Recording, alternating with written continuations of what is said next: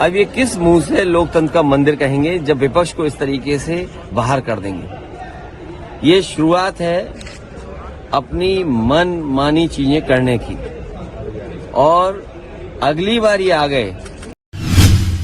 ये इतिहास में लिखा जाएगा कि एक सरकार ऐसी थी भाजपा की जिन्होंने 133 या 34 सांसदों को एक साथ सस्पेंड किया है, और ये हिंदुस्तान का इतिहास नहीं, ये पूरा विश्व का इतिहास बनेगा।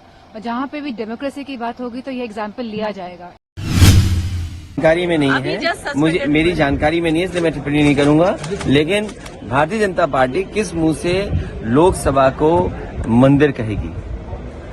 यहाँ जनता से चुनकर के लोग आते हैं अपनी बात कहने के लिए। सहमति असहमति हो सकती है, अपनी बात रख सकते हैं। यहाँ तमाम पुरानी बिल्डिंग में मनुस्मृति की चीजें रखी हैं कि यहाँ हमें अधिकार है कि हम अब सही बात करें।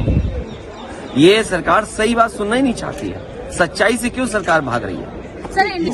जो आज सांसद निलंबित किए गए हैं उनमें डिम्पल यादव जी का भी नाम है। ये 49 सांसद। बीजेपी से ये पूछना चाहिए कि बीजेपी लोकतंत्र का मंदिर बोलती है। हम सब जितने भी सांसद इस सदन में रहे हैं, समय समय पे अपने भाषणों में लोकतंत्र का मंदिर कहा है। अब ये किस मुंह से लोकतंत्र का मंदिर कहेंगे जब विपक्ष को इस तरीके से बाहर कर देंगे। ये शुरुआत है अपनी मन मानी चीजें करने की, और अगली बार ये आ गए तो बाबा साहब भीमराव अम्बेडकर जी का संविधान खत्म हो जाएगा।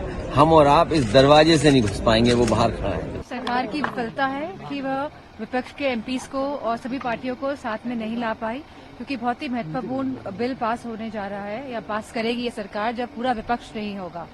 तो यह सरकार की पूरी तरह विफलता है, और ये बहुत ही अनडेमोक्रेटिक वे है सरकार का चलने का, सरकार के चलने का।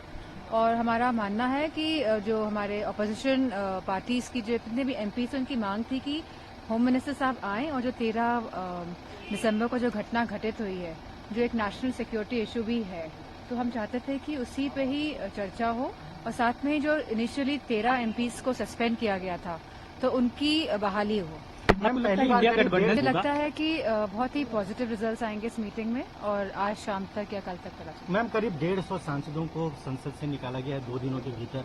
ये अनडेमोक्रेटिक तो है ही, लेकिन विपक्ष ये इतिहास में लिखा जाएगा कि एक सरकार ऐसी थी भाजपा की जिन्होंने 133 या 34 सांसदों को एक साथ सस्पेंड किया है, और ये हिंदुस्तान का इतिहास नहीं, ये पूरा विश्व का इतिहास बनेगा।